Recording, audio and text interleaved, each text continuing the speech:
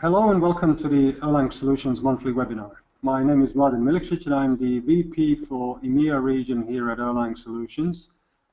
Today's webinar represents a continuation of a series of webinars we have been organizing across topics of interest in the world of Erlang and dealing with solutions based on the Erlang programming language. Today we will try and tell you a bit about the emerging paradigm of Elixir and how we can explore Elixir using board game logic. As many of you will know, Elixir is a functional programming language orientated towards concurrency, and today's webinar will aim at translating some of these concepts and lessons of board games into how you could solve real-world problems by using Elixir. As with any live event, please do excuse any technical issues that we may face today. But to start by telling you a bit about Erlang Solutions, we are a products and services orientated company completely devoted to the Erlang programming language and increasingly working with and providing expertise around Elixir. Since our founding in 1998, we have worked with organizations and individuals using Erlang, helping evolve the language and supporting people and businesses using it. Today we are just over 100 people across our offices in London, Stockholm, Krakow, Budapest, Seattle, Buenos Aires, and working on projects across the globe. We develop Erlang-based products, and some of those include our Mongoose IM messaging platform, the React Distributed Data Store, and Wombat OAM, our monitoring and management technology for Erlang systems, as well as other solutions applicable across sectors and problem areas where Erlang, of course, makes sense. I'm very pleased to say that our speaker today is Torben Hoffmann, who is an architect at Basho Technologies. Torben has spent a number of years now as a self-confessed Erlang priest, advocating the use of Erlang across industries and helping companies and individuals benefit from Erlang and Erlang-based technologies. Please allow me to finish by saying you are most welcome to post questions throughout the duration of the webinar by using the chat facility on the webinar's interface. Our speaker, Torben, will answer as many questions as time allows at the end of the webinar. If any questions do go unanswered, you're welcome to raise them via email using the following address, webinar@erlang-solutions.com. I would now like to hand over to Torben, who will be glad to start us off.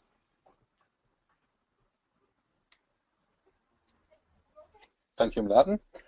Okay, so today I'm going to talk about how to use Elixir to implement the logic for a board game. And that might seem to be something that's not very useful in the end, except for good fun.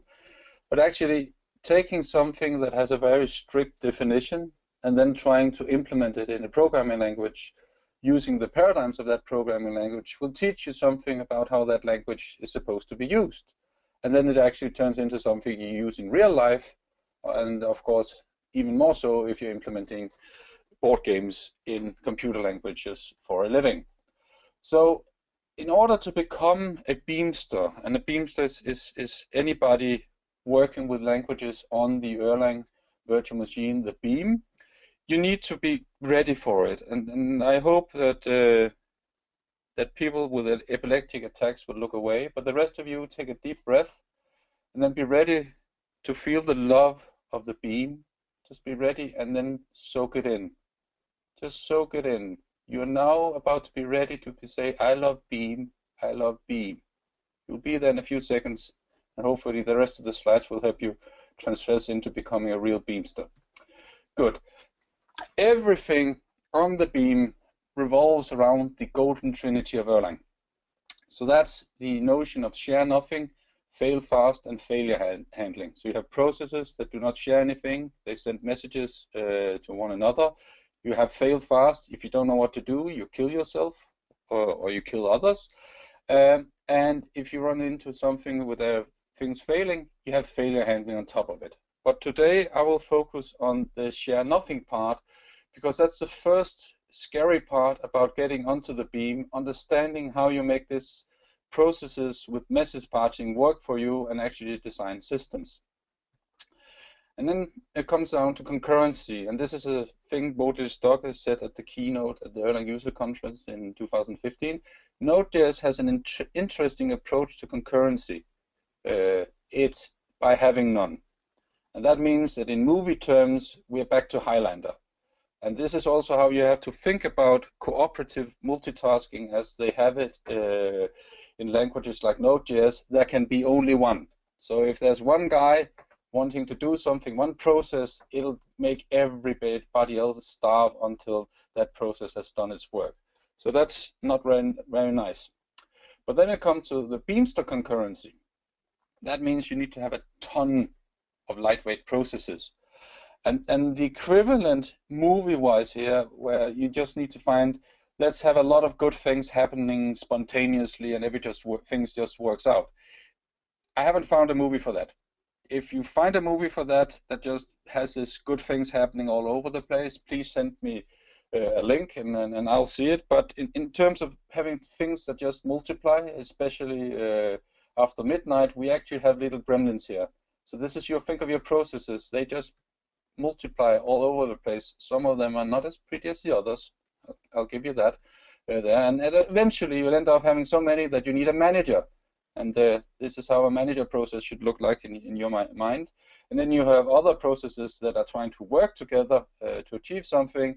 And then at all times while this is going on, somebody very sinister will be running around trying to kill these processes.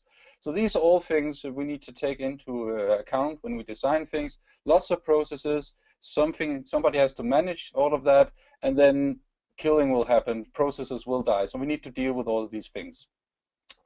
And that leads us into methodology and technology. So how do we do this? How do we approach this?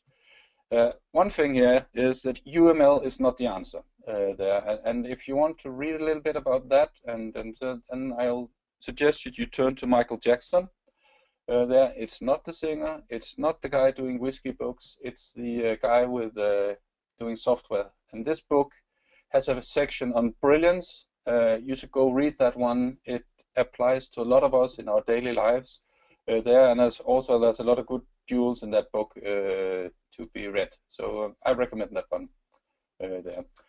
What you need instead of these big tank tools like UML, you need two things. This was enough to take me and my team through creating a mission-critical gateway at Motorola. Interaction diagrams showing the processes and what kind of messages they were sending to one another, and then message sequence charts that describe the flow of messages and how the different entities communicated. This is enough to do a mission-critical gateway. This is enough documentation. Remember that. You don't need anything else. When the QA guys comes along and say you need to write 400 pages of Word document to do something, cut them off. This is all you need. So a protocol is actually just how you solve a problem together. And then the together part here is the key here, because you can solve problems in a number of ways in different paradigms, but with protocols, it's how different entities solve a problem together. And I'll show you how this works here for this board game. And with protocols, if you want to dive deeper into this, you can go and get Hoare's book on communicating sequential processes. It's free, freely available online as a PDF. Or you can also go in and get a book called Principles of Protocol Design, a book that I bought once when I was studying. It is get expensive there, but a lot of people sold the book after having had that course. I never sold mine because it's actually a really, really good book there. So if you want to read about how you actually design protocols and how all this works and how you do it with an underpinning of a CSP, because that's the notation used in that book, I can wholeheartedly recommend Robin's book there. Good. Then you might be at this point going, what's going on? What is going on in this guy's head? And then a lot of people actually ask me these things: that what's in your head? What's in your brain, Torben? And you really you don't want to know, because it's a lot of messy things. But when you talk about what's actually going on in your brain on the physical level, you're actually having a number of neurons firing off to one another through the synapses. And that's actually something where you can say, oh, there are neurons here. They're sending messages to one another. this sounds like, what? Oh, Erlang. Ah, the beam. And this is actually a topic of a whole book on how you can actually use this methodology of processes and message passing to actually generate things that emulates the brain and you can use for artificial intelligence. Also a quite good book to go through. So, word of warning here. For those of you who haven't met me in person, I am not perfect. So I will now show you my approach to designing this board game in Elixir, and there will probably be some of you that can find ways to improve what I've done. Please go ahead. There, I'm going to show you the thought process I went through and also the errors I made as I was trying to deal with the problem. And I think that's actually something we should all do sometimes. Instead of just telling everybody about the rosy picture at the end of the road, we need to tell them how we fell off the road every now and then and how we got back on track there. So that's what I'm trying to do here. So I'm going to talk about this board game called Acquire. It's actually an ancient game, almost. They're not as old as Monopoly, but it's up there. So it's about growing and merging corporations. You have to buy stock in these corporations, and of course, in a game that has that sort of theme, it's about getting the most money at the end. It's a very capitalist game there. And the board looks like this, at least in the edition I have here, where you can see this very funny way of numbering a board. So you can see the row or the column with 1. Instead of saying 1, 2, 3, 4, it says 1A, 1B, 1C. It's a very odd numbering. Luckily, the tiles are exactly the same, so they match the board, and that's what you put on the board to do things. And then you have here, you can see these nice building hotel towers there, along with some cards on the board, and the cards there, they are actually the stocks you can have in the different companies, and of course you want as many stocks as possible there to become the richest person in the game. Yeah, and here you can see that there are these different corporations and what the buying and selling price for a corporation is, depending on what type of corporation it is, a low tier, mid tier, and a high tier, and then how many stocks or number of tiles there are in the corporation on the board. So you can see as a corporation grows, the number of tiles, the price goes up, and then it grows into a interval thing there, and then after 41, nothing happens, but we'll get into that later.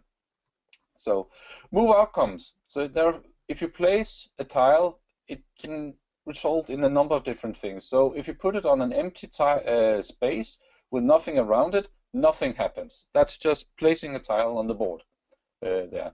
Of course, you can go and Google the rules and get the PDF for it, because then you can see everything. But so I'll just try to make it short here. Then you have another fun here is you're placing something next to another tile there that has not been incorporated, and that means you're incorporating. So that means if you're placing a tile so that it forms a continuous segment of spaces next to one another with tiles on, then you incorporate, you create a company. So you become the founder of the company. We all want to found a company, right?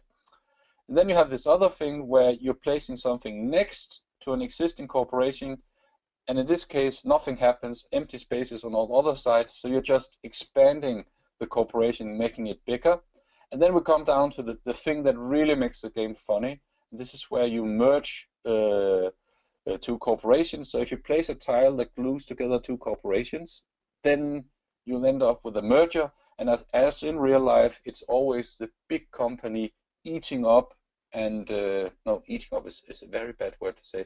That is collaborating with the smaller company and integrating it to become a happy marriage of two companies. That's how you should think it, of course. So that's what can happen in the game.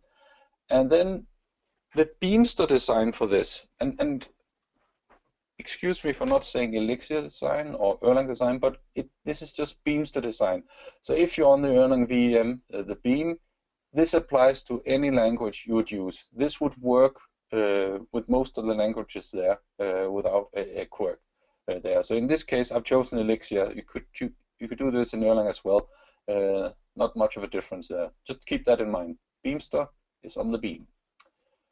And then the basic Beamster idea. The first one you need to get into your head and just instantly think of every time you think of something with the beam is one process per space.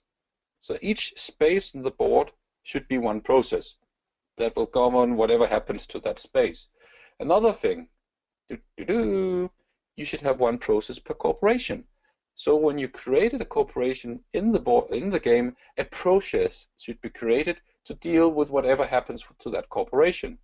And then, of course, one process per microservice.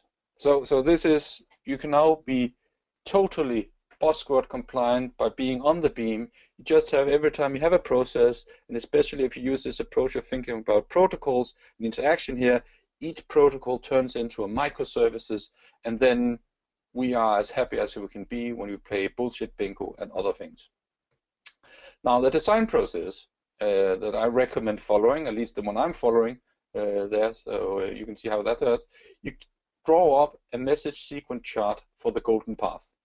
A golden path, in this case, is where nothing goes wrong. Just the easy peasy, no error conditions, no nothing. We'll deal with that later, because the important part is that you get that structure in place, and then you build upon that when you start to need to fix errors in the code. But get the golden path down first.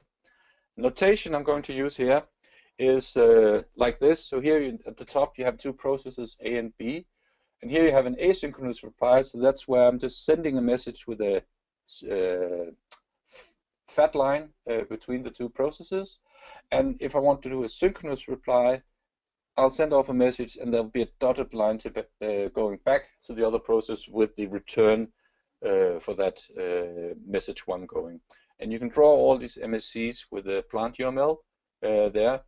Told you UML is not the answer, but plant UML has a sequence diagram thing there that is absolutely lovely to work with. It's all text-based, and then you can forget about the 7 or 8 other types of diagrams you need to do UML. This is the notation you need to work with there. So placing a tile, you'll have a number of processes. You have a player.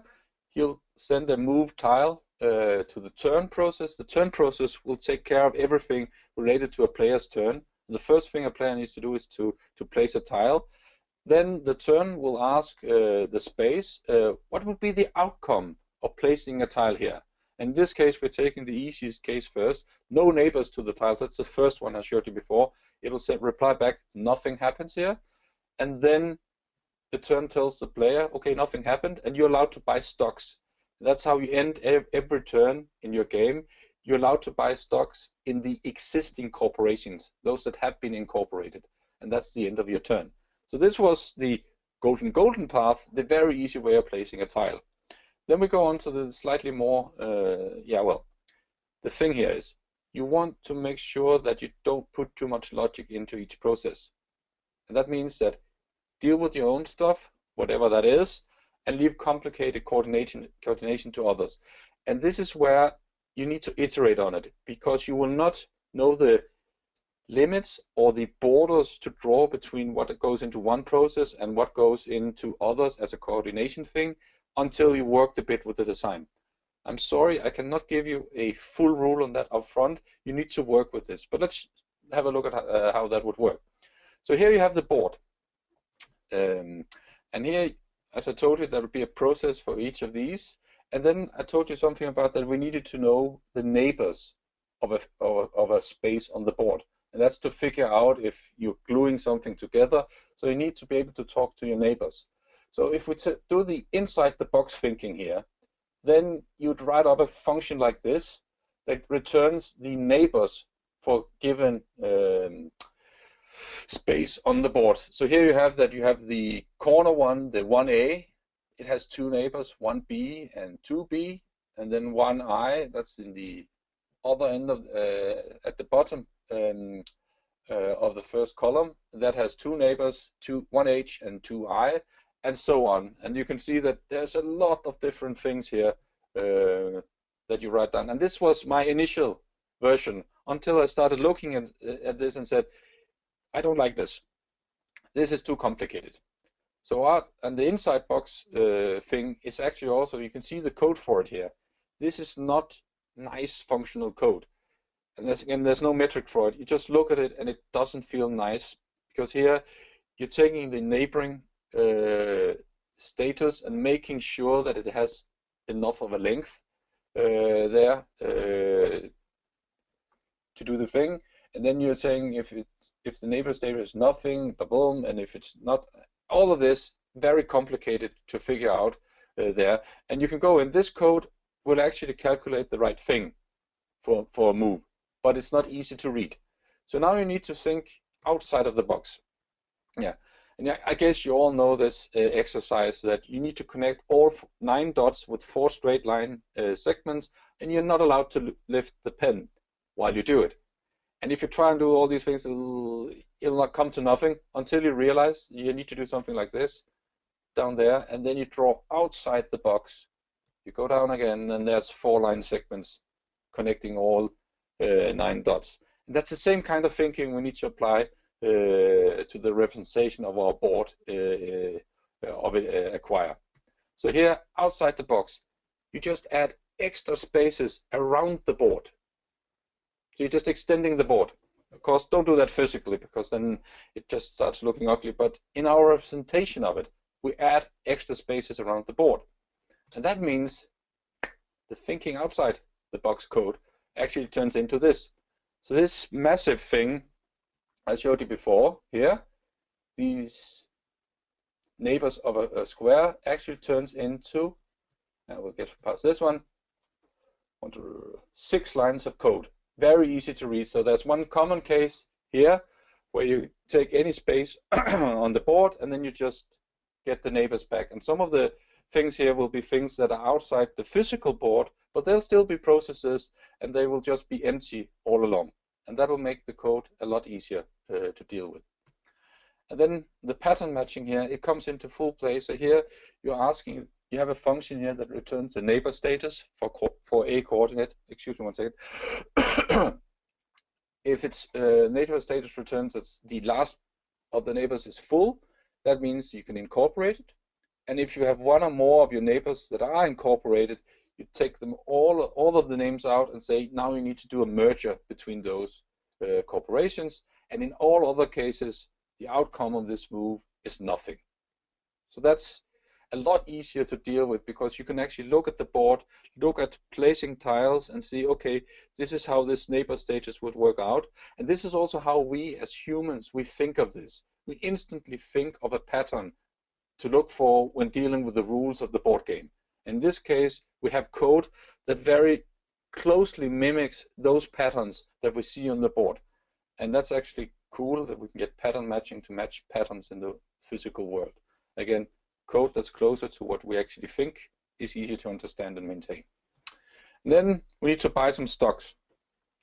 And when you, as you saw earlier, the turn will ask the player, now it's your time to buy stocks. And in this case, the player chooses a number, up to 3 stocks is the player allowed to buy. And then the turn process will have to iterate over this. And this is my first design here. It will reserve a stock in the bank and get the price back from the bank. Then it will debit the player's account to see if he can pay for it. It will work out in some cases, otherwise it will be an error return. Then you'll go back to the bank and say, now I want to buy the stock that I was reserved before, because now I know that I have the money for it, get an OK back. And then at the very end, you will add that stock to the player's portfolio, which is a collection of all the stocks he owns in the game. And then you repeat it for that for all the corporations the player wanted to buy in, and then you send the buy result back to the player. And this is complicated.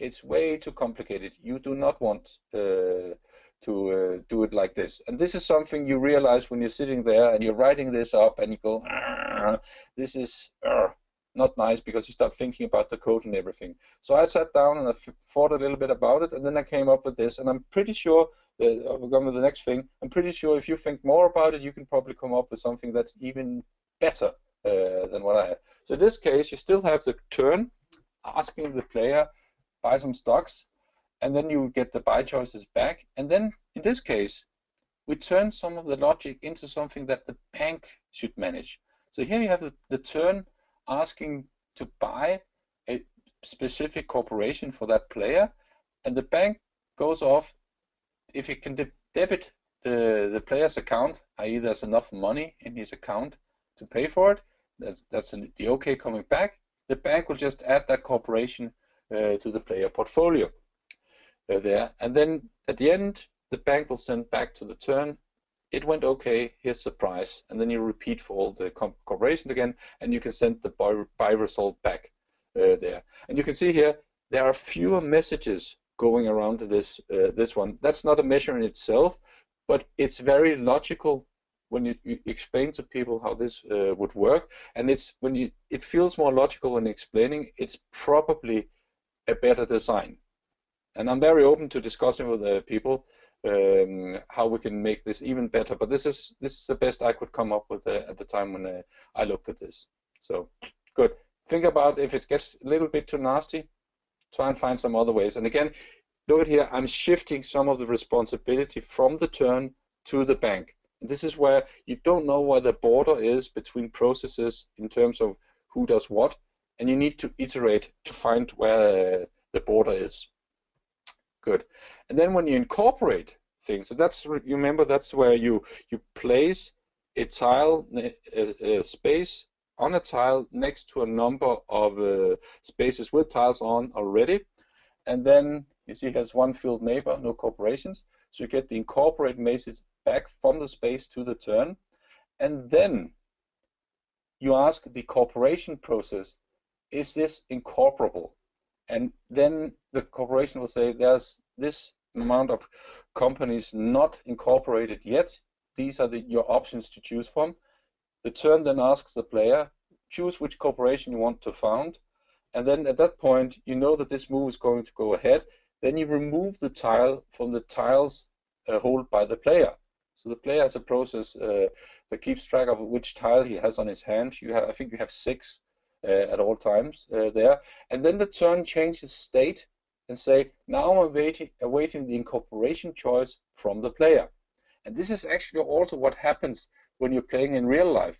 You agree that, okay, this will turn into an incorporation of a new corporation here, and then you need to look at the player that placed the tile, and you're asking, what corporation will you choose? And this is the incorporation choice here. And then you say, send the incorporate message to the space.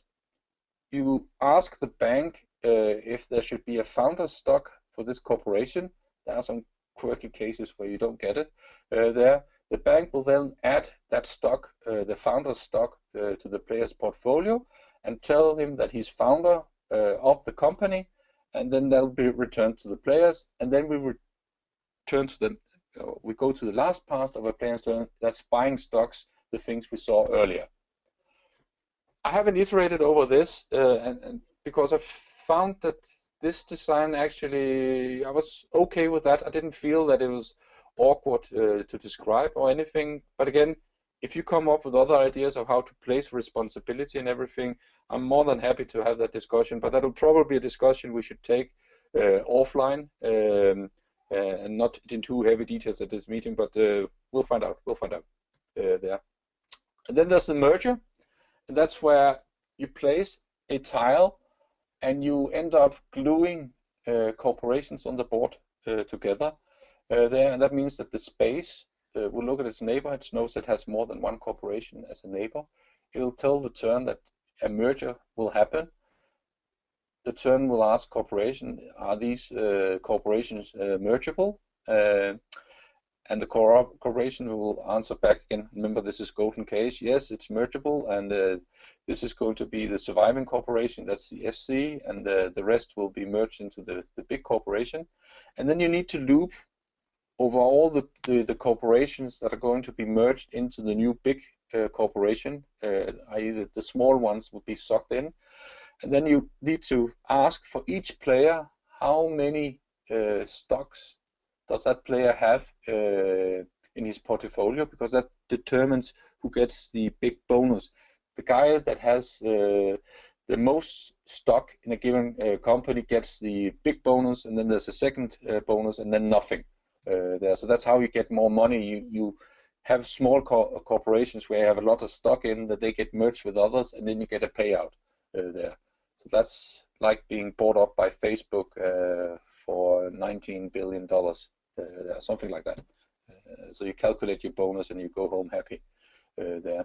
And then once you've calculated the bonus for each of the player, then you credit the account with that particular bonus amount.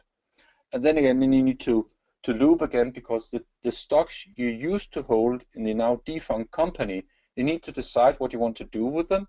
And you can either hold onto them, hoping that the corporation will be created again. This is where it's a game thing and not real life there. And then you can trade them in to get stocks in the new surviving corporation, or you can sell them at the price of what given by the size of the corporation at this point there. This, I must warn you, has not been implemented yet. So if you go to the GitHub repository for this thing, it's not there, and I think I'm not sure that I've placed everything correctly at this point. So I need to revisit the design iterative at some point when I start implementing this. And I think that's also the lesson here. You try something out. If it feels okay-ish, you should start putting some code together, and the code will tell you very fast if this is a very bad idea. You will feel pain when you're coding, and when you're coding with on the beam, when you're being a Beamster, coding should not feel painful. We're not practicing paint-driven design as they do when they code in Java. It's love. We're doing love when we're coding. So please, if it feels painful, you're not doing it right. That's my recommendation anyway. So now to the implementation of this.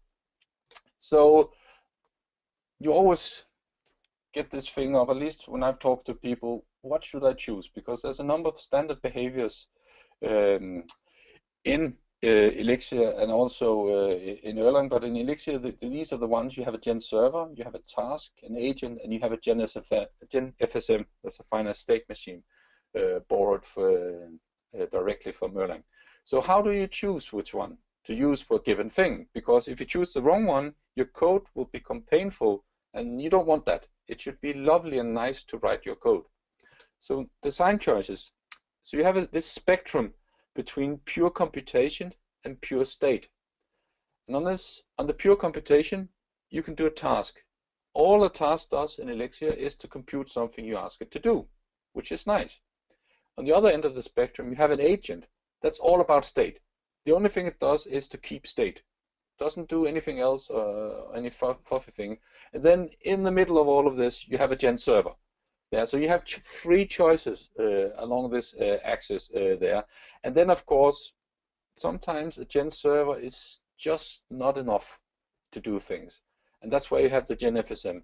That is for the hairy stuff where transitioning between states and keeping track of which event that will take you from one state to the next one becomes important. So then that's where you have the GenFSM. And now I'll try to walk you through the different things we have and see how that works out. So, but before that, I forgot about that one. Yeah, GenFSM warning. It comes directly from Erlang. There's no Elixir wrapper around it here. You need to put a colon in front of the module name because it's an atom there, and it comes directly. And there are no default implementations. That means that all the functions I've stated here, you need to implement them there. And then you need to add two functions, a state name 2 and a state name 3 for each state you implement. That is just a number of boilerplate code, which if you're used to doing a lot of Elixir, you will see that there's nearly no boilerplate, especially in a Gen server. You only need to implement the things you need. But here, you have to do everything, otherwise things will explode on you. And I'm actually been thinking about creating a better implementation, but time is not enough. I need 48 hours in a day to be able to. But I have some ideas brewing, so we can ping pong on that one there, and hopefully you could implement something that's a bit better. But anyway, so the player account. Remember that's the one I talked about, keeping track of his cash. There, you can debit and credit the account, and you can show the balance. And before I show you what the right choice is, you should think about it for a few seconds. What would you choose? Which of the things I've shown you would be the one to use here? And in this case, it's an agent, because this is all about state. There's no other things going on, so an agent will fit just fine there. So then the account, you all start with 6,000 arbitrary money units. I can't even remember if it says dollars in the game. I just figure 6,000 there. And then here you can see I'm using gproc, so I have free-form names when I name my processes there, and that's why I use the function here called via-name, and then it goes and use all these gproc things. But that allows me to have very clear names for the processes with a nice hierarchy to it. So when you look at this process, it will have the name player, tuple player.account, and then the name of the player.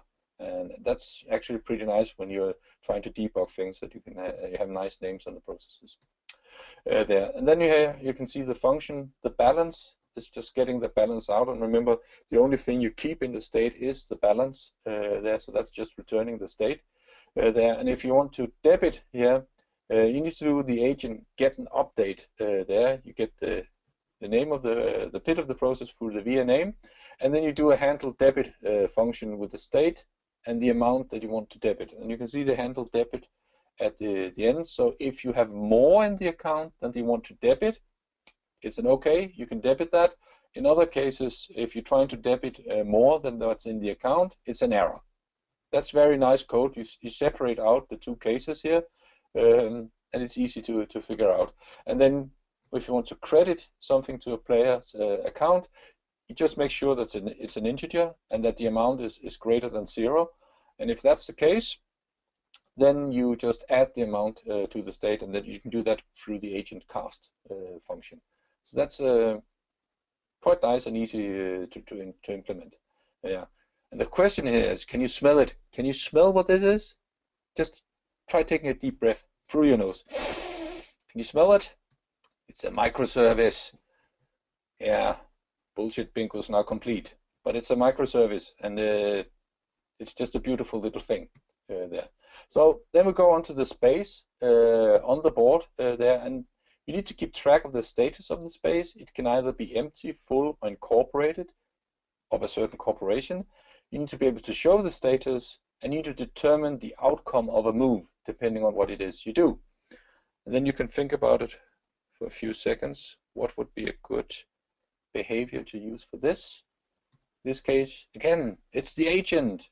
You don't need anything hairier than that there, and I'll show you how that works.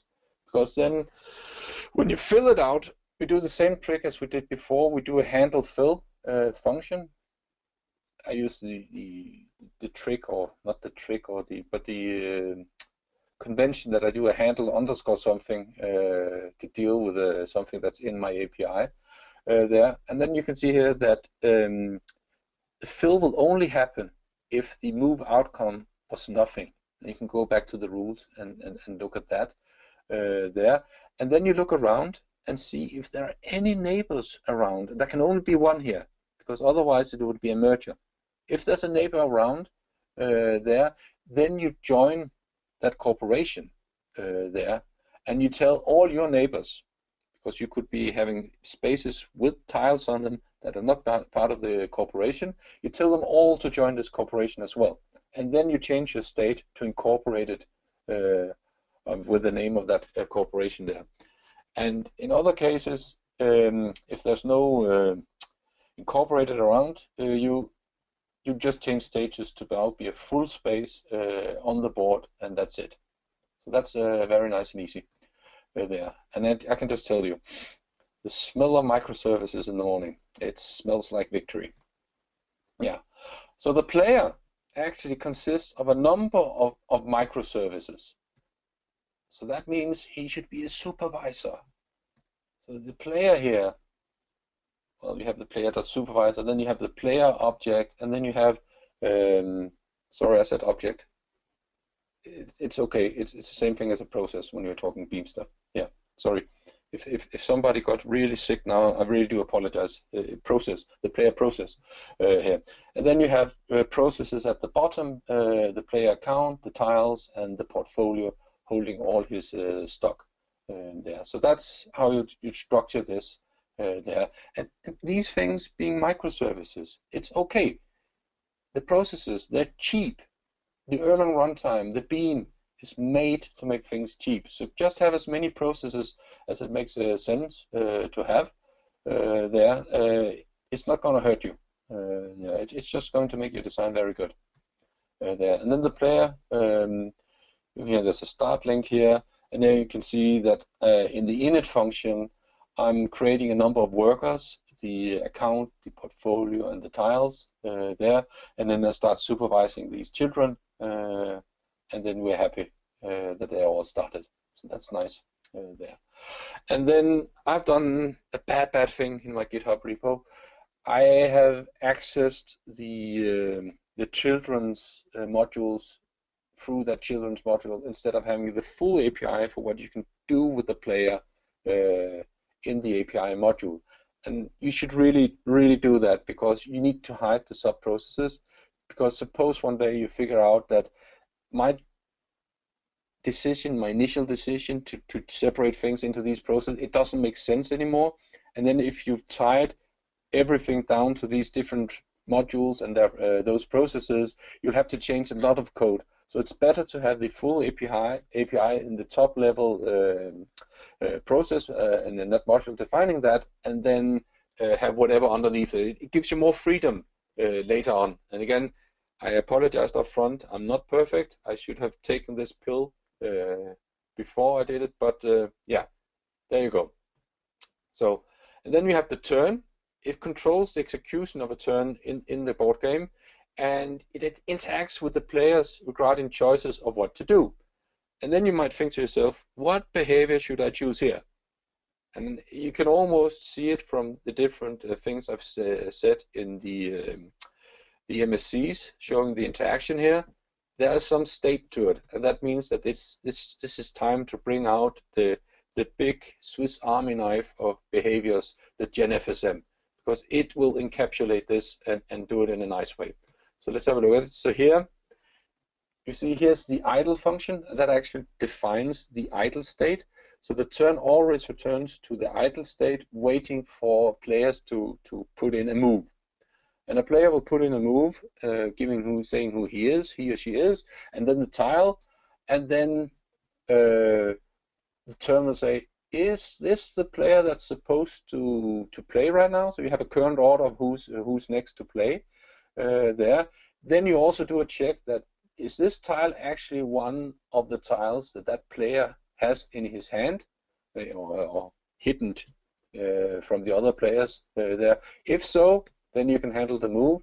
If that tile was incorrect, you'll tell the player it's incorrect tile. And in the first case, if somebody tried to play out of turn, and trust me, this will happen. You'll always have somebody that has thought out the most brilliant move, and they'll just put the thing on the board there. And then in real life, you do various things to these people. In here, we'll just send a message back and say it's not your turn there, and then return to the idle state in this case. So the interesting part is, how do we handle the move? And then we go back to the move outcomes just to repeat it here. You place something with no neighbors around it, nothing happens. You place something next to something that has something on it, you incorporate it there. Then you place something to an existing corporation. That means nothing again. You're just extending the corporation. And then you're merging two corporations. So these are the things we need to deal with in the turn. So let's see. Here, in the handle move function, we just ask the space, what's the move outcome if I place a tile on you? If it's nothing, you'll just fill the tile. you remove the tile from the player, and you'll go on to buying stocks for that player. So this resembles 100% the MSC I showed you earlier there. If the space says it's a move, the move outcome is incorporate, you'll ask the corporation process, is this incorporable? And there's some rules for that there. And then you fill the space, you remove the tile, and then buy stocks there. If it's empty, in case it is possible to incorporate, you get a list of corporation you can choose from, and then you send the choose operation message back to the player, remove the tiles from the player, and then you go to the next state in the state machine of the turn, and that's await incorporation choice. And you know which player has to do the choice and what tile he placed, and what corporation he can choose from. And the very last thing is the merger thing, and that has a big to do, and it also has a big to do the GitHub repo there, because I didn't get around to that one. But that's how it pans out here. And then wrapping it up, yes, that sums it up nicely. Microservices. Focus on the protocols. Whenever people start talking about microservice and everything, you have to think about protocols. It's all about entities trying to collaborate something. It's protocols solving a problem together. Forget all the buzzwords. People that only say, I'll solve this with microservices. The first thing is going to ask him, what are the protocols you're going to put between the different microservices? And if they go like this, you know you've found a bozo. And if people start talking about, no, I'm using this protocol, I'm using these tricks here, I'm doing a window buffer, blah blah blah, then you know you're talking to somebody that's worth his or her salt. Otherwise, it's a bozo there. So just keep that in mind. And then if you want to look at the code, it's on GitHub. There it's incomplete, has bugs, and I accept PRs if you start working with it, of course. And I also engage in discussions there about different things, aspects of it, of course. And then you should be polyglot. You should know a lot of languages here. And this is one of the common ones you will find on the net, showing how different languages influence one another. And one thing you will notice here is that there are a lot of languages on it, and you should stay curious. Staying with just one language is bad, even if that language is on the beam. Just doing that language is bad for you. You should stay curious. I'm sorry, but that's just the way it is. The more of different things you know, the better. There. Yes, I sound like an old professor, sorry, there. But you actually have one thing here. Erlang, Elixir, not being on that map is the #1 reason to learn them, because you learn something you don't get from other languages and paradigms. So you should use this, even if this is not going to be a day job, or your manager is going to approve using it. Learn it, because you think differently, and some of the things you can actually go apply to other systems. All the stuff I've said about MSCs and everything, and thinking about protocols, it applies to a lot of things. It's just easier to express in Erlang and Elixir. But a good design never hurt anybody. Yet to see the person that got hurt by good design there. And then this is release the Beamster inside yourself. Release the love of the beam and have fun with programming. Programming should be fun. Remember that. And then thinking, how do you think about this? Processes, message passing, and the modeling is mostly straightforward when you approach it like this.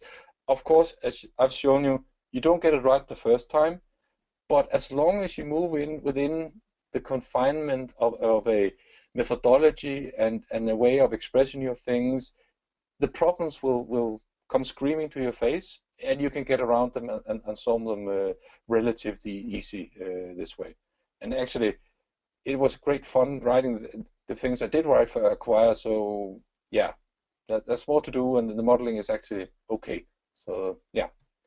And then remember the golden trinity of Erlang: share nothing, have message passing between the processes, fail fast. I haven't shown you that today. And also the failure handling, not shown as well. You can go and Google some of the other talks I've done. I've talked about the fail fast and the failure handling in other talks there, so you can go and have a look at that there. Any questions, either now through the chat or then send them off to Mladen, and he'll probably send them off to me, and then I'll try to reply to them. So thank you.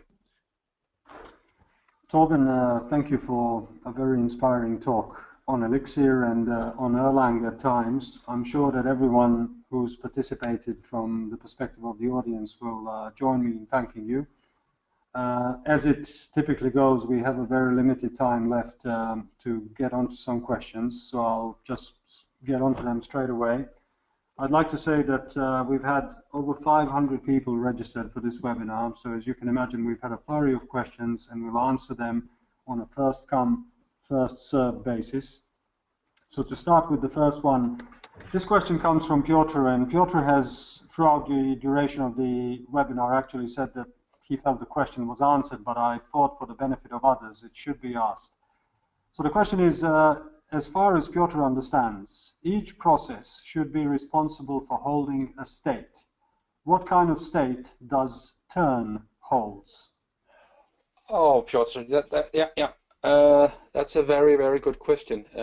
I didn't address that as well as I should have, given the other things I said.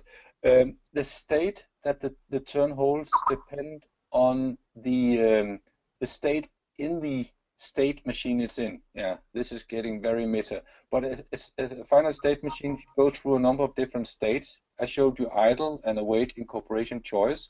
That's the first thing that the turn is responsible for. But then in this case, it also keeps track of when it has asked a player to choose which corporation to incorporate. It holds state there in terms of, I've asked the player, these are the corporations he can choose from, and that's the state it holds there. But that's a very temporary thing. It only holds it in the await incorporation choice state there. So I suggest if you go and look at the code, you'll see this, and then you can, by all means, ask me an email about this to elaborate on it. But that's the kind of state that the turn holds.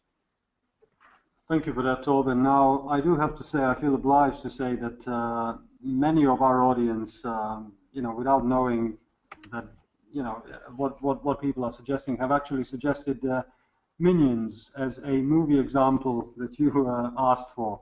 So that's something you can consider, and that was a person. Thank you. That's of course the correct one. Yes, it's Minions. You gotta love that. Thank you, guys. That's awesome. Yeah. So that was a suggestion on that front as well. But just moving on to the next question, and feel free to still pose questions. We've got a flurry of them, but like I said, we'll answer as many as we can. All the other questions will be answered via email. So the next question comes from Dennis. So Dennis is asking, if two corporations are of the same size, then the player needs to make a choice for which one gets merged. And also, players should be listing for stock choice on a merger on the basis of the number of shares descending. So let me just repeat that. The first part of the question: if two corporations are of the same size, then the player needs to make a choice for which one gets merged. Maybe you can comment on this, Torben. Yes, I think Dennis is absolutely right there. It might be that I have skated over this when I implemented this, but this, of course, means in the case of two corporations being equal, the reply that needs to go back to the player is he should choose between which corporation survives and which one get merged into the other one. So that's the first half. And then the second half, Mladen? Yes, so the second half is, again, a comment. Dennis basically saying, players list for stock choice on a merger needs to be ordered by number of shares descending. I'm not, okay, there might be conflicting rules then, because I'm pretty sure that my rule book says that you need to take the player that has either the guy that did the merger or the one that had the most, and then it goes clockwise after that. But in either case, you'd end up you'd have a sort of the list of people to ask. Then you ask the first player, get it sorted with him, and then you take the next player. It's a matter of how you create the sorted list of players and then start asking them there. But it could be that I've read the rules incorrectly. Also, there are different versions of the game out there, so there might be subtle differences in it there. It's not like when you get a German board game, there's only one correct interpretation of a German board game there. So, okay, but good question. Yeah, thank you for that, Torben. Just to try and sort of honor as many questions as we can, we have Brian asking, what is the benefit of using agent rather than just storing in the process dictionary?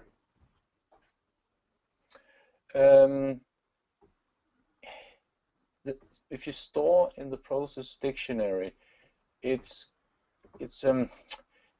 basically hiding it in the code there, and if you fail, it gets messy, because when you're failing, the standard OTP traces will not show the state you're holding. It will not show what's in the process dictionary when a process fails. But if you use one of the behaviors and you fall over, the error message will show the state you're holding. So that's another huge benefit there. I hope that is enough of an answer. I think that's fantastic. Thank you, Torben. And just moving on straight to the next question. We have Simon asking something really interesting. So he's saying, from the presentation I gather that the whole board is contained in one process. I imagine that keeping every tile on the board, off the board in its own process might be a good learning process. Would this also be viable for real-world code? Yes, I actually think that, because in the normal approach to these designs would be that you put everything into one object for game state, and then you do something. But in this case, I'm forcing myself to go all in on the process methodology, and saying each entity that has a little bit of meaning to it should have its own process. And often when I approach also real-life scenarios, it's actually a good starting point, because you get a clear separation of what needs to happen. And sometimes you end up saying, that process is not necessary, I'll garble that into as more state in another process. But that's something that comes after iterating. And I think it's a good starting point to just throw some more processes at the problem and see how it pans out there. So I can recommend that. Thank you for that, Torben. I'll just take a second and apologize. We are having a flurry of questions coming in, and I can assure you all the questions will be answered on this webinar or after that in written form. So please keep asking them. But to try again and answer as many as we can, we'll move on to the next one. Yevgeny is asking, how do you enforce contracts between microservices? I think he may have meant contacts. No, I think he meant contracts. Sorry, contracts. Yeah, I think he does mean that. Yeah, that is slightly tricky. But I think, for me, these things come down, and again, I come from a telecom background there. For me, it's in the protocol. Because when you define a protocol and you're being slight, or at least somewhat rigorous about it, the interaction and how you progress and how you move the state of parties involved in the protocol and an exchange of messages, that is the contract there. So it all comes down for me to the protocol and defining these things there. And if you have invariants on these different things, it needs to be expressed in terms of message passing and saying, if I go from this to this, I need to send this message, and then you'll have it. Typically, in those cases, you have state machines running through a number of states and coming to the end of something, which is the conclusion of a contract. Thanks, Torben. And I probably have time for no more than 2-3 questions. So to try and ask as many as we can, here's an interesting one that sort of goes into a practical demonstration of, I guess, advanced Erlang. Rick is asking, could you give us an example of an OTP task? Of an OTP task? Yeah. So I'm assuming that Rick wants to hear about a real-world task here. So in this case, it could be that you have a computation. Say you want to calculate a checksum of some sort on some data while you're doing some other things there. Then you have a task go off and do that. And then when you feel like this is the only thing I'm waiting for, you will ask the task if it's done. That's the kind of thing you put on the side. Again, it comes back to being pure computation. Something, I want this computed, and when it's done, then I'll deal with it there. And this is, the task is a nice way of actually getting this, do something without blocking everything. Okay, thank you for that. Now, just to sort of try and put this in a bit of a perspective and, you know, put a frame around the talk, and we can probably finish with this and maybe another question. Could you give us your view on how you would sort of briefly and quickly compare and capture the essence of differences between Erlang and Elixir?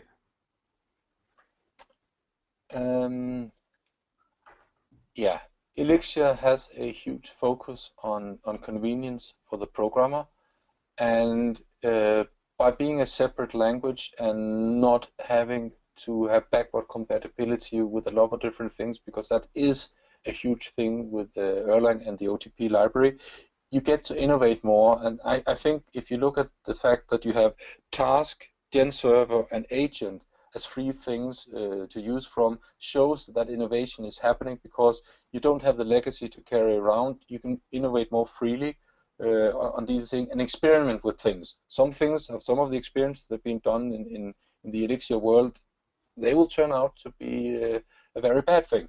Just as evolution might turn out that having a big brain as we have is a very bad thing. We are still in the early ages, both as humans and also when it comes to Elixir. So I think it's that freedom to do more things there, and the focus on making it easier for the programmer. This is where Elixir shines there. And as I've said numerous times, maybe not today, but you have to think like a Beamster if you are on the beam, and that means in Elixir you need to apply the same sort of design methodology and thinking as you do if you're coding Erlang there. So it's not that much of a difference, but there's something on the tooling and the ease for the developer. Thank you, Torben. We're already past our scheduled time for the webinar, so we'll finish with the following question. We've had a lot of queries along the lines of, you know, I'm not doing Elixir now, very keen to sort of look at both Erlang and Elixir. How do I start? You know, what's the best way to start? You know, how long will I need to sort of become productive from a very different background in something like Elixir or Erlang? Oh, the time there. If you dedicate yourself to it, I would say that 1 to 2 months you'd be at your old productivity. And from then on, you will just become more and more productive as you learn more and more about how to utilize the beam correctly. I actually did measurements of this. This was for Erlang when I worked for Motorola Solutions, and our measurements showed that we were back on track with our performance in terms of creating functionality in a month. And then after 2 years of doing this, we were producing 4 times as much functionality. Not lines of code, but actually function points, which is a more neutral measurement of productivity. And I think it's the same thing, 1 to 2 months to get back to your previous productivity, and then you will improve after that. Fantastic. Thank you, Torben. Once again, a big apology to all the people asking questions, and you know, for which we simply did not have time. But I'm sure everyone will join me in thanking Torben for a very inspiring talk.